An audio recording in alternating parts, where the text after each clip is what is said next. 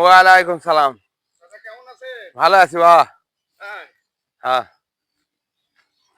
আমি আপনার কাছে কয়েকদিন থেকে আসবো হ্যাঁ। আশাই পাচ্ছি না। তো এই জন্য যে আপনার এই যে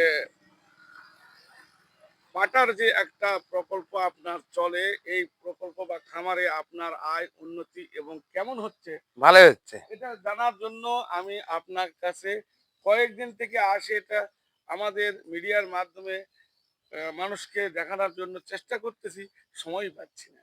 তো যাই হোক, আপনার নাম, স্থান আর আপনার পরিচয়টা বলেন। আমার নাম শিবা, ডাক নাম। আর আচাঙ্গায় পাটার ব্যবসা করি, পুকুর পড়া দিই, এটি সদ্দান বান্ধা থাকে। এই খামারটাও এখানেই? হ্যাঁ, এখানে। আচ্ছা, তো এই প্রযোজন খামার আপনি কতদিন থেকে চালু করেছেন? এরা 1 বছর হলো। 1 বছর। হ্যাঁ, মোটামুটি আপনার প্রতিদিন এখান থেকে কয়টা ছাগলকে প্রযোজন করেন? 5টা 6টা 7টা 10টা ঠিক নেই। পার ছাগলে আপনি কত টাকা করে নেন?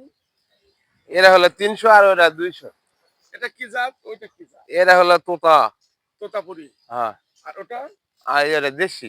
ওইটা দেশি। হ্যাঁ, তাহলে এটা কত দিচ্ছেন আপনি? 400 টাকা এখন। 400। আর ওটা হচ্ছে 200। 200। আর ওটা? ওরাও 200। ওটা মনে হয় হরিয়ানা। না, ওরা দেশি। দেশি। হ্যাঁ, তার মোটে আপনার 5টা এই ছাগল। আপনার পাটা ছাগল আছে আর কি। তো এদেরকে খাবার কি দেন আপনি? ভুসি দিই, আলু দিই, লাগানা ঘাস কিনে আনা দিই। আচ্ছা, এরা কি এই নিপিয়ার ঘাসে খায় না অন্য ওই ঘাসও? ওই অন্য ঘাস, আলের ঘাস কাটলে এসে ধরা যায়। এদের থাকার ব্যবস্থা কি করেছেন? ঘর করে দিয়েছেন না ঘর আলাদা করা করে? আছে, বাদলে যায়, ফ্যান দেওয়া থাকে। ফ্যান দেওয়া থাকে। তা মোটামুটি যে ইনকাম হয় তাতে আপনার এখান থেকে এদেরকে খাওয়ানো বাদ দিয়ে কত থেকে প্রতিদিন? যখন সিজন আসে ভাই, হুম, তখন 2000 3000 টাকা পাঠা দিছি। হুম, এখন অফ সিজন 2 টাকা হয়। 2-1 টাকা হয়। এদের খাবারটা কোনো মতো হয়। হয়। তাহলে এরও আবার সিজন অফ সিজন আছে। প্রিয় দর্শক, আপনার ছাগলের প্রজননেরও সিজন অফ সিজন দুটাই আছে। গড়ে মিলে আপনার এখানে ইনকাম মোটামুটি বাৎসরিক ভালোই আসে না? হয়। বছরে কেমন আসে? এখন তো বর্তমান কেবল পাটা কিনছে 1 বছর হলো। তাতে আপনি লাভে আছেন না লসে আছেন? লাভে আছে না। আলহামদুলিল্লাহ, লাভে 30টা আমার আছেন। ভেড়া আসলো। 30 টা 30টা ভেড়া। ভেড়া বেচে এনে পানা কিনছি। তাহলে ভেড়াতে যা ইনকাম আপনি করতেন পাটার তার চাইতে ইনকাম বেশি আছে। বেশি হচ্ছে। তাহলে তো আমি মনে করব যে আপনার এই প্রজেক্টে কোনো লস নেই। না, লস নেই। জি।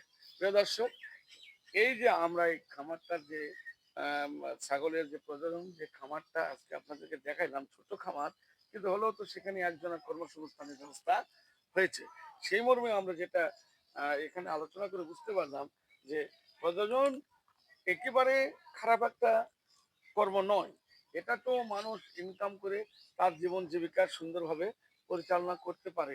তাই যারাই বেকার বসে আছেন, বিভিন্নভাবে অর্থনৈতিক উন্নতি করতে পারতেছেন না, তারা আসেন। আপনারা না হলেও ৩-৪টা এই দেশি। পাটা কিনে আপনারা একটা প্রজনন কেন্দ্র খোলেন। খুলে সেখান থেকে আপনারা ইনকামের ব্যবস্থা করেন। সুন্দরভাবে আপনারা চলতে পারবেন। দেশের বেকারত্ব দূর হবে। চাকরির কোনো প্রয়োজন হবে না। নিজের কর্ম নিজে করে খাবেন। এটাই আমি এবং আমার এই ভাই সকলে মিলে প্রত্যাশা করি। তাই ঠিক আছে ভাই।